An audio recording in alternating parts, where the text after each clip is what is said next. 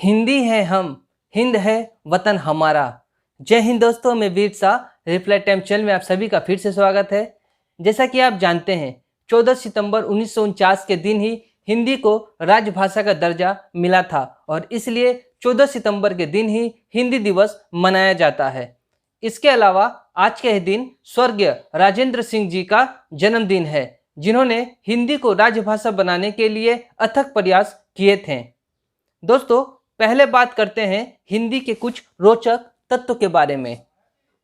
पहला, हिंदी दिवस 14 से 21 सितंबर के बीच मनाया जाता है, जिसे राजभाषा सप्ताह या हिंदी सप्ताह के नाम से जाना जाता है।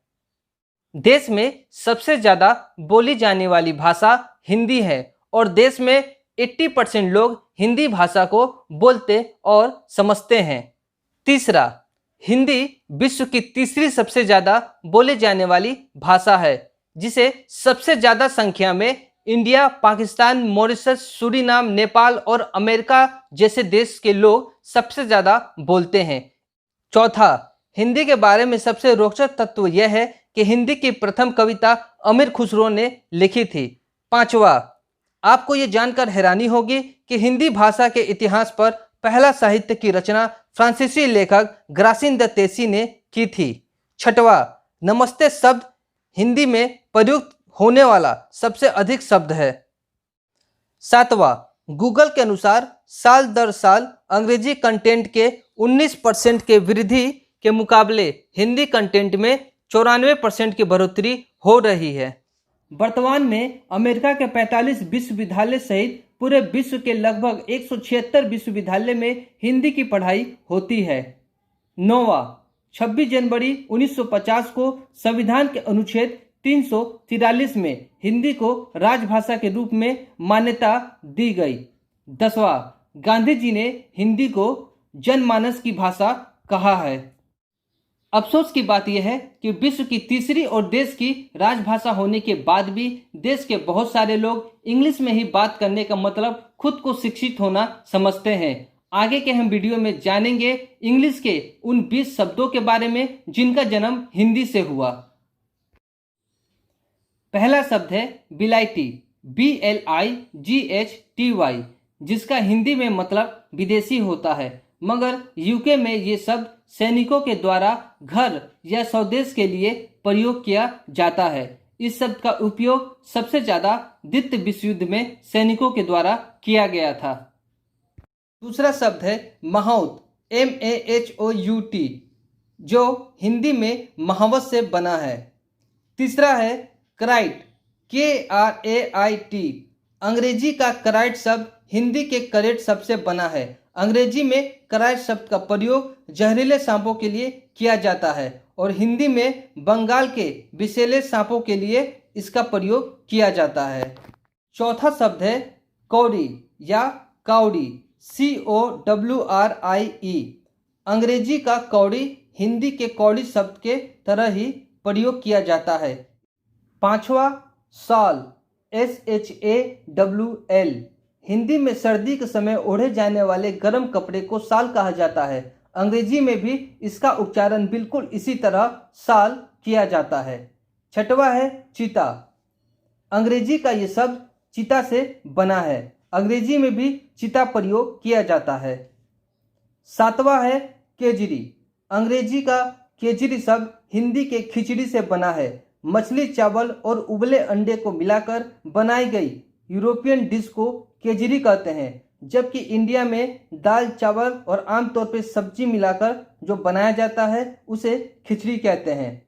वैसे केजरी नाम का एक CM भी हमारे देश में है, जो अपने तरह का एकमात्र अकेला CM है। आठवां शब्द है चंपू, CHAMPOO, अंग्रेजी का शैम्पू शब्द भी हिंदी के चंपू शब्द से बना है। बालों में मसाज करने को चंपी कहते हैं और जब मजाक में कोई बालों में ज़्यादा तेल मसाज कर लेता है तो मजाक में उसे चंपू भी कहा जाता है। क्योंकि नौवां चटनी, CHUTNEY, हिंदी की चटनी शब्द से अंग्रेजी के चटनी शब्द की उत्पत्ति हुई।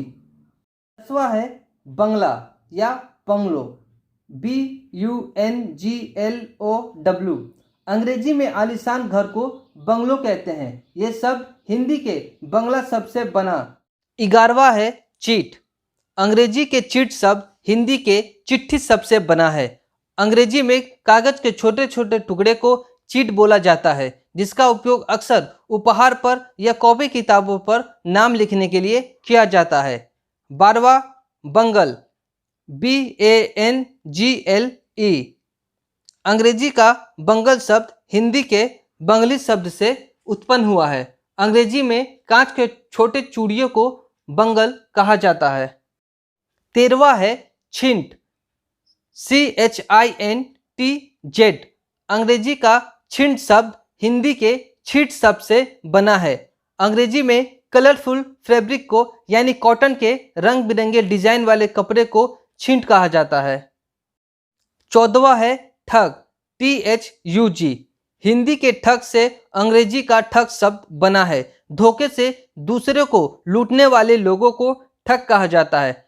15 है वरांडा, VERANDA।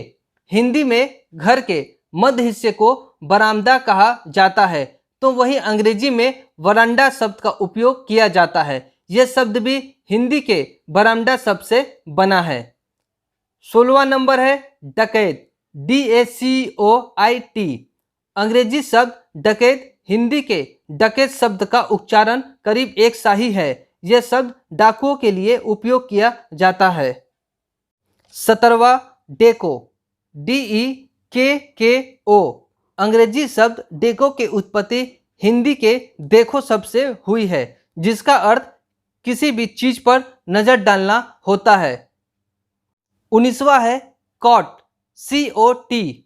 अंग्रेजी का कॉट हिंदी के खाट शब्द से बना है। हिंदी में बैठने और सोने के लिए इस्तेमाल होने वाली चारपाई को खाट कहा जाता है।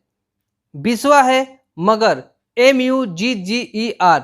अंग्रेजी का मगर शब्द हिंदी के मगर से बना है। हिंदी में इसका मतलब मगरमच्छ से है। वहीं अंग्रेजी में लुटेरे को मगर कहते हैं, जो पब्लिक प्लेस पर किसी से लूटपाट करते हैं। दोस्तों, मैंने आपके सामने 20 फैक्ट रख दिए। आपको अच्छे लगे हो तो वीडियो को लाइक करना, शेयर करना और चैनल को सब्सक्राइब करना। मिलेंगे तब अगले वीडियो में। तब तक के लिए अपना ध्यान रखिए। जय हिंद, जय भारत।